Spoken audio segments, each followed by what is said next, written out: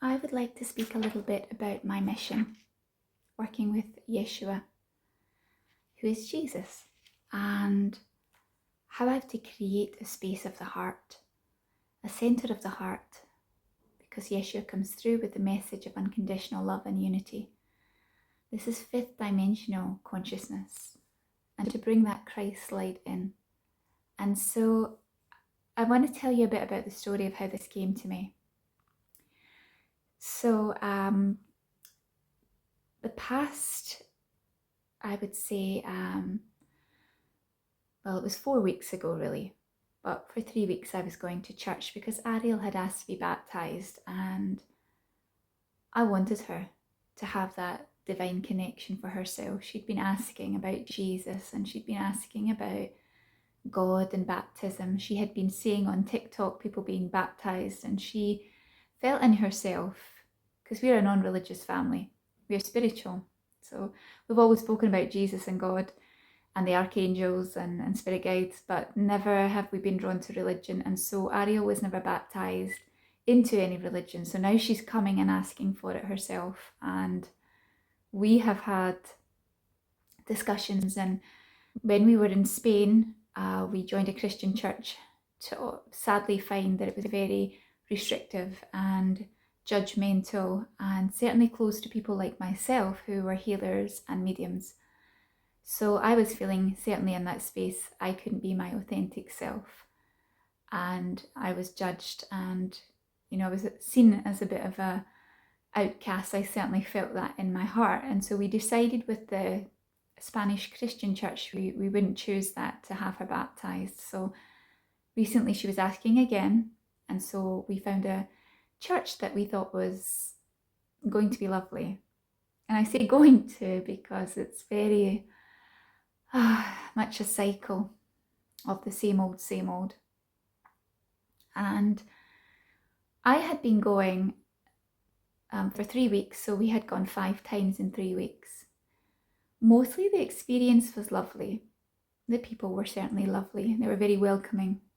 But on occasions, the pastor would speak from the Bible, and he would say things like, mediums are charlatans, and the only way to heal was through God, as in he was not in agreement with people who do hands-on healing, because he sees that as something false. I don't know the Bible, whether it says that in the Bible, I'm not sure, but actually in saying that, I think the Bible does say, because I've written some things down, don't quote me, but it does say that people can heal with the hands, and also people can see, they have gifts to see. So it's interesting. So all the time this pastor is speaking, Elian's nudging me with his elbow, and I think he feels a bit sorry for me having to listen to this. And poor Ariel as well, she's thinking, well my mum does this stuff, and you're saying no. So I thought, I don't really think this place is for us, because my child and my children are connected to spiritual ideas and philosophies, and it's their connection as well to the divine through their beliefs and through their ways of being. And so these nosebleeds, they kept happening, and I had to dig deep into my soul to find out why. And on Tuesday the 27th, this was just after the last time in church we had been on the Sunday, and this was a Tuesday, and I had a big nosebleed as I was speaking with my husband, and I said to the spirit guides, what is this? Why is this happening? This is too often, and I know it's emotional. I know there's something there in the soul.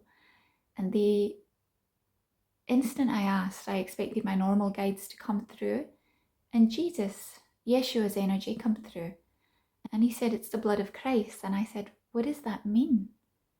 And he said, you're feeling the pain of every healer, divine feminine energy, gifted feminine, who has been harmed by the church in all history. And you're feeling it. You're feeling the outcast. You're feeling like I felt when I walked the earth, persecuted for having gifts, for sharing light.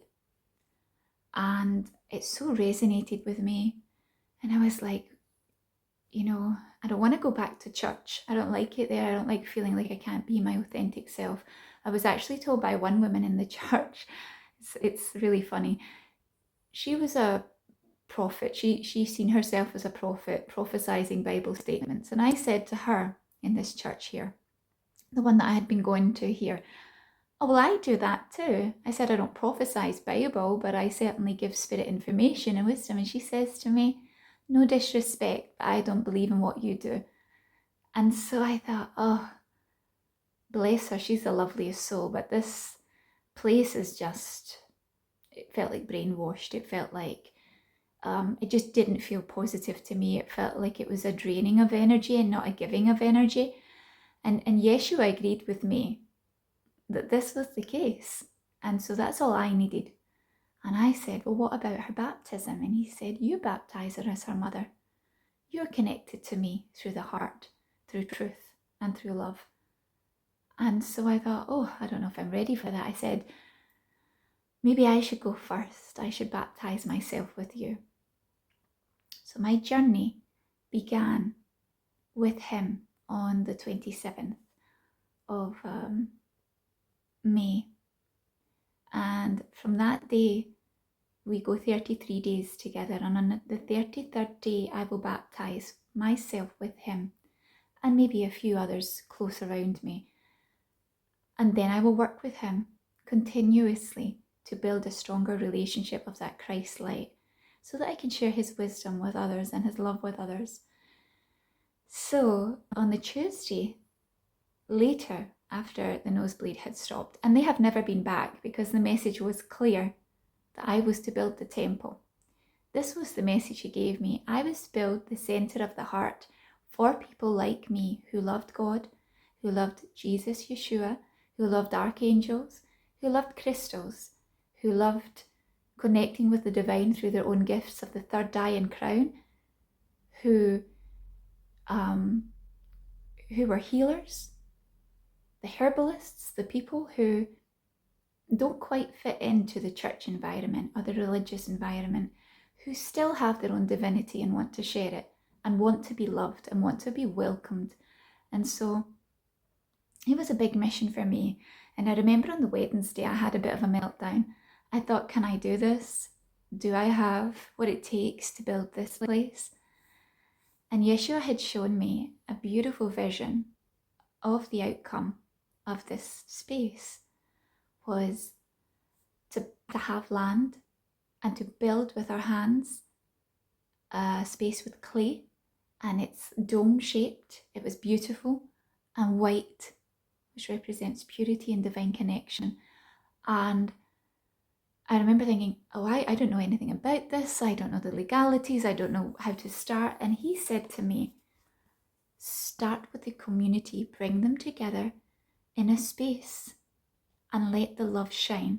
And so on Sunday the 8th of June, I rented a hall, and I will hopefully bring together people whose hearts are open, who want to share a vision of community and unity, who are open-minded, open-hearted, who are centered in love, and they want to share and they want to be part of something bigger. And of course that includes themselves, the power within, the divinity within. And so I wanted to share the story. So if you are one of these people who would just love a place and space like that, please join me. And I'm thinking of doing some online groups as well, meetups online. And for now, we have a centre here close to where I live. In time that may change, but I hope the community grows. I hope that people love the idea of that vision. And yeah, just bit by bit, I've not to become overwhelmed. I've not to think too far ahead. I've just to allow each vision to come with the presence of Christ. And so thank you for listening, and I'm sending you all lots of love from my heart. to yours, and Yeshua sends that love also. Jesus is sending that love. He wants you to remember that you are powerful in your own divinity. It comes from within. It doesn't come in churches or in temples. It comes from within, that divine connection. And as soon as you call upon the higher presence, whatever that is to you, you are joined in that love and that knowing and support of how wonderfully perfect you are on this journey through earth. And we're going through this time of ascension, and so that's why it has to be now, for me, and maybe for you too. I'm sending love. Have a wonderful day. I want to speak about the mission that I have been given by Yeshua, Jesus, and it came to me on Tuesday. I was having another nosebleed, which I never have. And since I started going to church, because Ariel was asking to be baptized, we thought we would we thought we'd research churches, and we came across one that we liked. And it seemed an energy closest to perhaps a young energy and fun, and it looked loving. And so we were going to that church, and as soon as I started going, I noticed that I was having kidney pain and at one point migraines, and then the nosebleeds started. But I continued because I thought, well, she's asking to be baptized, and certainly as we expand our consciousness, we think it's a beautiful thing. So, and she's asked for it, our daughter has asked for it, and she has her own connection to Jesus and God, and we think that's a beautiful thing. So, here's me at the church doing what I do. I've been doing the mediumship for many years, helping others, and I've also been doing the healing for a very long time. I'm a master healer, and I'm listening to the pastor speak about how mediums are charlatans and they're connected to demonics, and